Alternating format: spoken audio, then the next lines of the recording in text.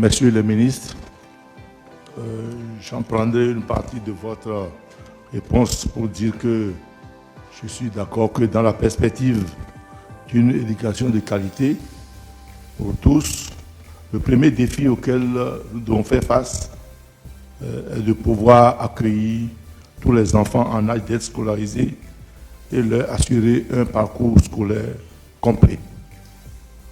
Ceci étant, la question de la réouverture des écoles nomades des instituteurs reste posée et fondamentale pour que l'école béninoise puisse bien se porter.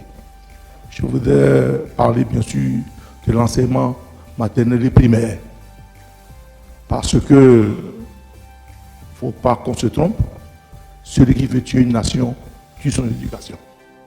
Et puisque nous ne voulons pas tuer notre éducation, je voudrais faire référence à quelqu'un, le professeur Roger Aoyo. Quand le philosophe Francis Emmanuel Mounier qualifiait le Bénin, le Dahomey d'alors, de quartier latin à la sortie de la guerre de 1946, c'est à l'époque où notre pays avait une école de qualité animée par de vrais maîtres. Pour lui, les maîtres d'autrefois avaient deux qualités fondamentales. Ils étaient compétents parce que recrutés parmi les meilleurs de leur génération. Ils avaient la vocation, la foi pour eux et étaient bien formés. Le métier d'enseignant était donc un sacerdoce. Malheureusement, depuis 2019, les écoles nomades d'instituteurs chargées de former des professionnels enseignants ne recrutent qu'un d'enseignants. Alors, les infrastructures construites à grands frais sur le budget national sont restées fermées, abandonnées aux serpents, aux rats et j'en passe. Quelques-unes sont utilisées pour la formation de quelques agents de la police républicaine. Lorsqu'on va un peu plus loin, le chef de l'État disait, lors de sa première visite en France, que le Bénin est un désert de compétences. Cela monte à route dans la tête. À l'issue du vote sur la loi des collaborateurs externes, le président et son gouvernement ont mis en exécution cette accession.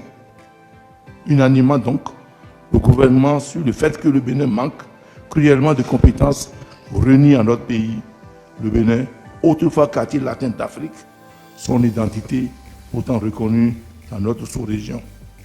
C'est le moment pour moi de rendre ici hommage à ces enseignants qui ont formé plusieurs élites de notre continent en Côte d'Ivoire, au Tchad, au Gabon et j'en passe.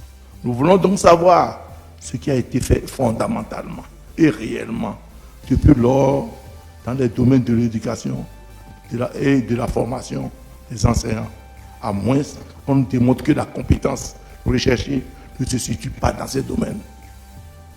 Car de façon claire, depuis 2016, les programmes d'études n'ont pas été substantiellement améliorés.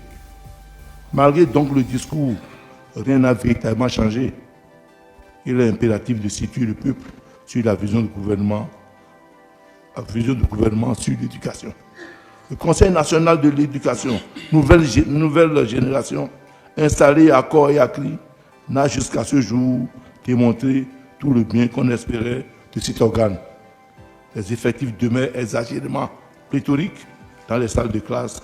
La majorité des enseignants n'ont pas été formés et leur situation sociale demeure toujours précaire. Et pourtant, l'école demeure une priorité constitutionnelle de notre pays.